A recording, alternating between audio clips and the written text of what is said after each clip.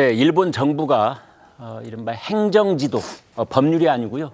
행정지도를 통해서 이제 일본의 카카오톡인 라인의 그 정보가 유출된 책임을 물어서 한국 쪽 지분을 50 이하로 낮춰라.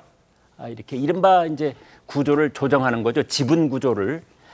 그러면서 이제 우리도 여기에 대한 국민적 관심이 커지고 있는데 그 내용을 좀 알기 쉽고 간단하게 저희 최지원 기자가 설명해 드릴 겁니다. 최 기자. 네, 일단 이번 사건이요. 작년 11월에 라인 야후에서 개인정보 약 52만 건이 유출되면서 시작이 됐습니다.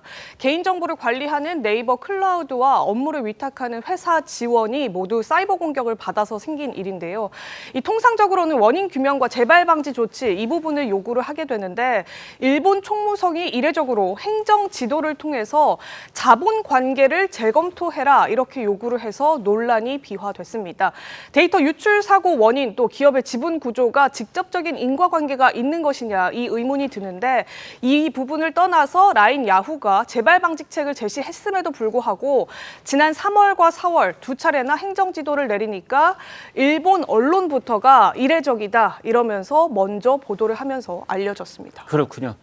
지금 이제 일본 정부가 뭐 노골적인 그 의지를 가지고 지금 이 지분 구조를 바꾸려고 하고 있는데요. 자, 최 기자, 그렇다면은 지분 구조 일본 쪽과 우리나라 쪽이 이제 우리 쪽은 네이버, 저쪽은 소프트뱅크 같은데 그걸 뭐 6대4, 7대3 이렇게 바꾼다는 얘기입니까? 네, 그렇게 바뀌어야 한다라는 얘기가 나오는 건데요. 네. 이 라인야후의 현재 지배 구조 말씀드리자면 네이버와 소프트뱅크의 합작사인 A홀딩스가 최대 주주로 있는데 이 최대 주주인 A홀딩스의 지분을 이 네이버와 소프트뱅크 두 회사가 50%씩 나눠 갖는 구조로 돼 있습니다.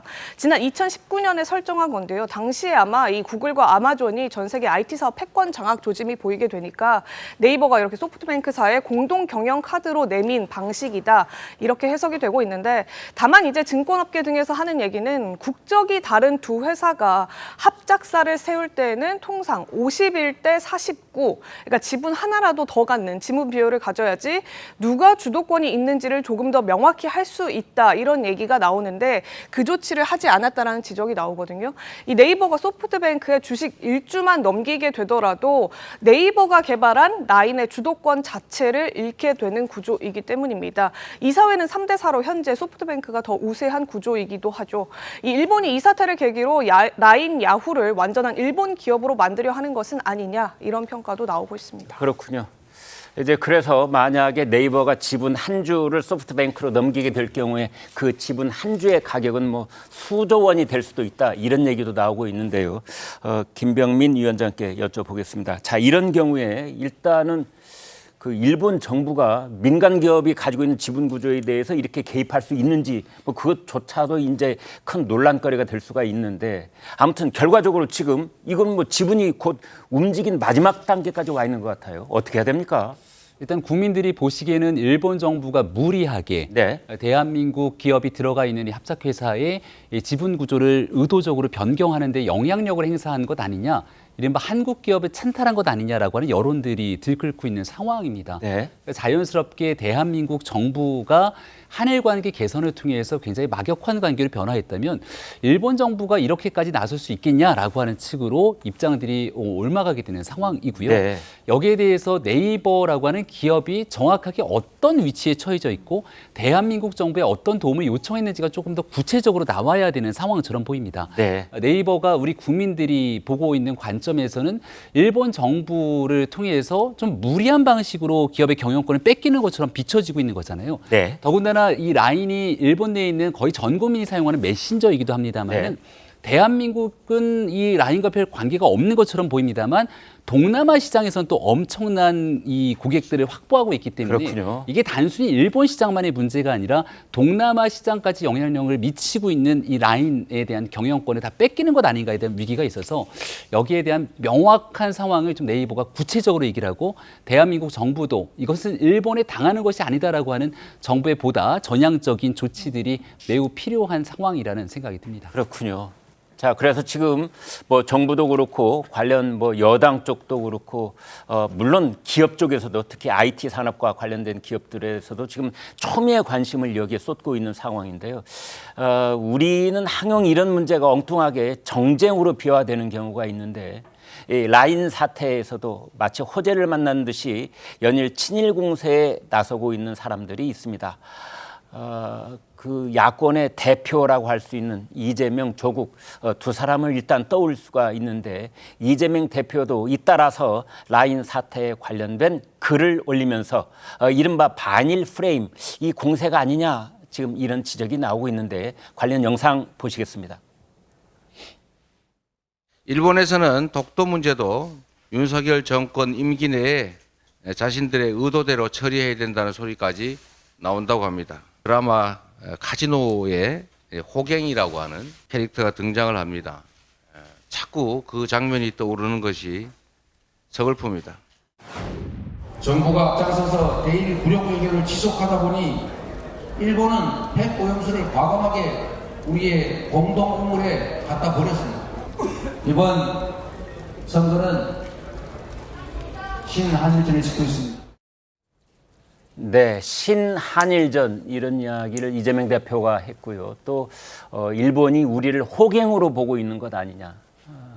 이제 만만하게 보고 있는 것 아니냐 이런 뜻이 되겠죠.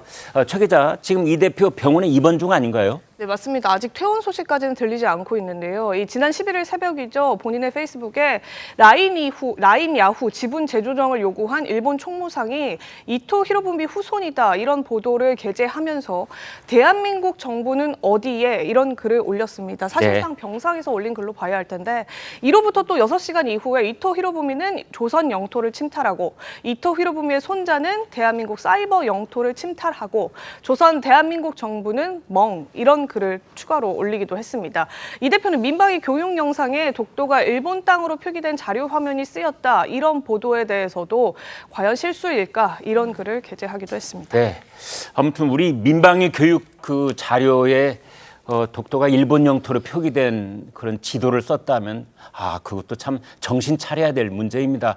우리 행안부가 그거 주관하는 부처가 아닌가 싶은데요.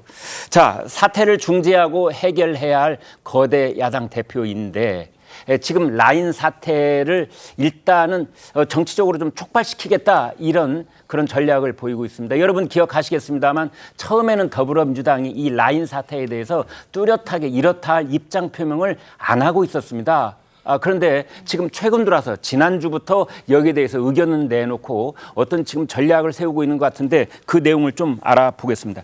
최병묵 국장께 그 질문 드립니다. 지금 더불어민주당이 이제 전략을 확실히 세운 것 같아요.